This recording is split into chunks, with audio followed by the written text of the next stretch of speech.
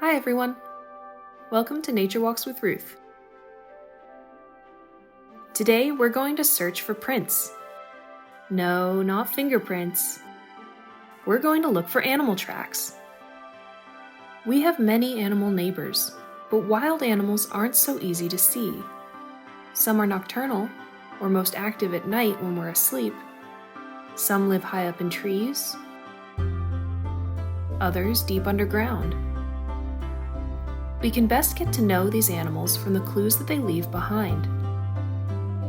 You can find imprints in the ground where they have walked, hopped, or crawled by.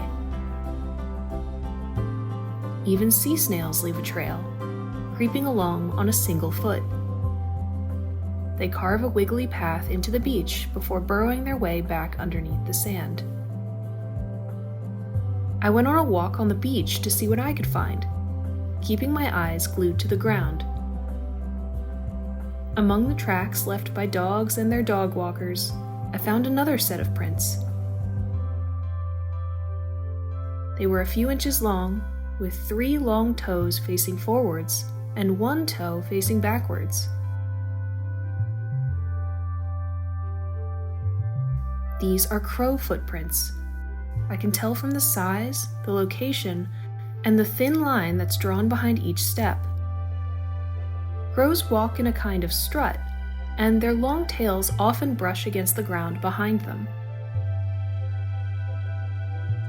I've actually seen this crow flock from a distance, wandering the beach and poking around for snacks. On my way off the beach, I found another set of tracks.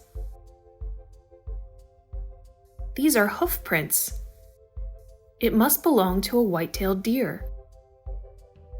White-tailed deer are abundant in Massachusetts, but you don't see them very often, so it was exciting to find that one had been recently standing in this very spot. Once I had finished recording all of the tracks that I found, I headed home. In a few hours, the sand will be wiped clean by the incoming tide. That night, we had a snowstorm, turning the whole world into a blank canvas for wildlife to make their marks. Although I didn't see a single animal in the wintry landscape, the snow revealed a flurry of animal activity. Whose prints are these?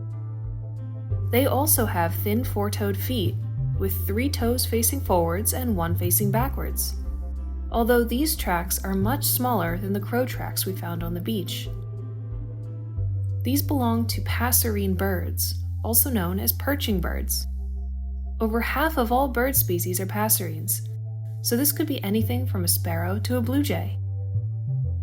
I could hear robins calling from the branches above me, so these are probably the tracks of a foraging flock of robins that flew up into the trees when they heard me coming. I followed the bird tracks until I found another set of prints. They're paw prints, and they look a lot like the ones I saw on the beach. But I don't think these were left by a dog. There were no other human footprints around, so it probably wasn't a pet being taken on a walk. You can also see that the animal was stepping in its own paw prints as it walked. Animals like coyotes and foxes often walk in a straight line to conserve energy, whereas dogs walk in more of a zigzag. As I followed the paw prints along the forest trail, I came across the smallest tracks yet. These tiny paw prints lined up next to each other, so this animal was moving in a hop. Based on the size, these must be the tracks of a tiny little mouse.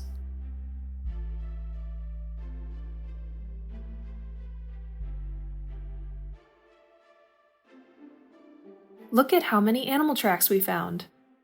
It's amazing how even in the coldest part of the year, the world is bustling with life. Thanks so much for coming on a nature walk with me. Feel free to share what cool things you've found. I'd love to hear from you.